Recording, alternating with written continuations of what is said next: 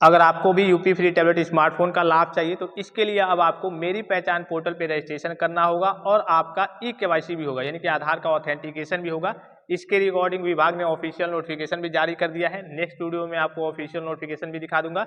इस वीडियो में आप ये देख लीजिए कि कैसे आपको चेक करना है, किस तरीके से कि हाँ आपका टैबलेट स्मार्टफोन के लिए रजिस्ट्रेशन हो गया है या फिर नहीं, कंप्लीट है या फिर नहीं, पेंडिंग है, फेल्ड है, ब्लॉक तो नहीं है। सारी स्थिति आपको चेक करनी है और कैसे उसको सही करना है। अगर मान लीजिए कि आपका पेंडिंग दिखा रहा है, ठीक है, या फिर ब्लॉक दिखा रहा है या फिर फेल्ड दिखा रहा है, तो उसको कैसे सही करना है, ये सारी चीजें मैं आपको इस वीडियो में बताने वाला हूँ। वीडियो थोड़ा सा लंबा हो सकता है लेकिन ध्यान से देखेंगे, सारी चीजों को समझेंगे, क्योंकि ये आपके फ्री टैबलेट स्मार्टफोन का करिए कि मामला है। पता चले कि छोटी सी लापरवाही, और ये चीज मैं बता दूं कि अगर आप ई-केवाईसी नहीं करते हैं तो आपको फ्री टैबलेट स्मार्टफोन का लाभ अब आगे चल के नहीं मिल पाएगा, ठीक है। तो यहाँ देखिए, सबसे पहले ये जो ऑफिशियल आपका पोर्टल है, सभी स्टूडेंट्स को मालूम होगा, जो नए स्टूडेंट्स हैं शायद उनको ना मालूम हो, डीजी शक्ति पोर्टल, ये आपके कहिए कि यूपी फ्री टैबलेट स्मार्टफोन के लिए ऑफिशियल वेबसाइट है। यहाँ पे आपको दिख रहा होगा स्वामी विवेकानंद युवा सशक्तिकरण योजना, जिसे हम यूपी फ्री टैबलेट स्मार्टफोन योजना के नाम से जानते हैं। तो सबसे पहले देखिए, यहाँ पे डायरेक्ट लिंक मैं आपको वीडियो के डिस्क्रिप्शन बॉक्स में और टेलीग्राम पे भी दे दूंगा। तो सबसे पहले देखिए, यहाँ पे मेरी पहचान पोर्टल के माध्यम से ई-केवाईसी करे,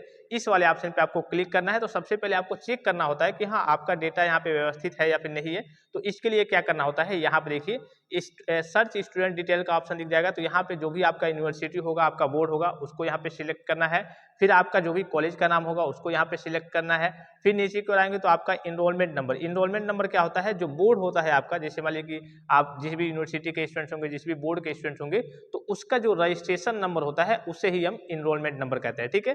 वो यहाँ पे आपको फिलअप करना है। ये जो कैप्चा दिख रहा होगा उसको फिलअप करके, और नीचे सबमिट का ऑप्शन आपको दिख जाएगा, मतलब कि सर्च का ऑप्शन दिख जाएगा, इस वाले ऑप्शन पे आपको क्लिक करना होता है, ठीक है। इसी प्रकार से आपको भी फिलअप करना है, जो भी आपका बोर्ड होगा यहाँ पे अपना बोर्ड सिलेक्ट कर लेना है। जैसे कि इनका बीटीपी बोर्ड है, आपका जो भी यूनिवर्सिटी होगा, जो भी बोर्ड होगा, यहाँ पे सिलेक्ट करेंगे। फिर अपने कॉलेज का नाम यहाँ से आप सिलेक्ट कर लेंगे, ठीक है, जो भी आपका कॉलेज होगा।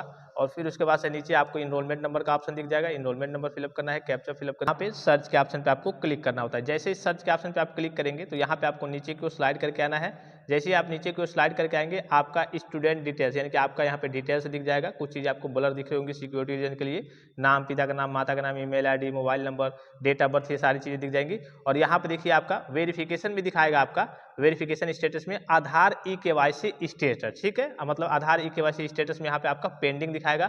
हो सकता है कि यहाँ पे आपका फेल्ड दिखाए या फिर आपका ब्लॉक दिखाए, ठीक है, या फिर आपके सामने किसी और प्रकार का एरर हो।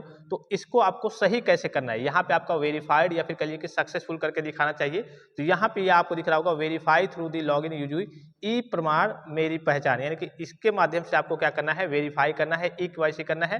तो इस वाले ऑप्शन पे आपको क्लिक करना है, ठीक है। अब जैसे इस पे क्लिक, उसके बाद से आपको क्या करेगा, डायरेक्ट ये ले जाएगा मेरी पहचान की वेबसाइट पे, ठीक है। इस पे जैसे ही आप जाएंगे, अगर आप पहले से कहिए कि यहाँ पे लॉगिन होंगे, यानी कि आपने पहले से लॉगिन आईडी वगैरह बनाया होगा, तो यहाँ पे यूजर नेम पासवर्ड फिलअप करके यहाँ पे टिक करके यहाँ पे साइन इन कर लेना है। और मैक्सिमम नंबर ऑफ स्टूडेंट्स ऐसे होंगे जो यहाँ पे पहली बार विजिट कर रहे होंगे, तो यहाँ पे न्यू यूजर का ऑप्शन आपको एक दिख जाएगा, इस वाले ऑप्शन पे आप क्लिक करेंगे। और जैसे न्यू यूजर का ऑप्शन पे क्लिक करेंगे तो यहाँ पे देखिए आपके सामने कुछ इस प्रकार का इंटरफेस ओपन हो जाएगा। सबसे पहले आप मोबाइल नंबर फिलअप करेंगे, जनरेट ओटीपी का ऑप्शन पे क्लिक करेंगे। जैसे ही आप ओटीपी फिलअप कर देंगे, उसके बाद से ये डिटेल्स आपको भरने हैं, आपके पर्सनल डेटा, जैसे नाम, आपका डेट ऑफ बर्थ वगैरह हो गया, ठीक है। यूजर नेम पासवर्ड वगैरह बना लीजिए, कंफर्म पासवर्ड कर लीजिए। आप जो भी रखना चाहते हैं उस हिसाब से आप अपना यूजर नेम, जो भी आपका नाम होगा उसी हिसाब से रखेंगे यूजर नेम, और पासवर्ड थोड़ा सा ऑथेंटिक, यानी कि थोड़ा सा अच्छा सा और स्ट्रॉन्ग पासवर्ड रखेंगे।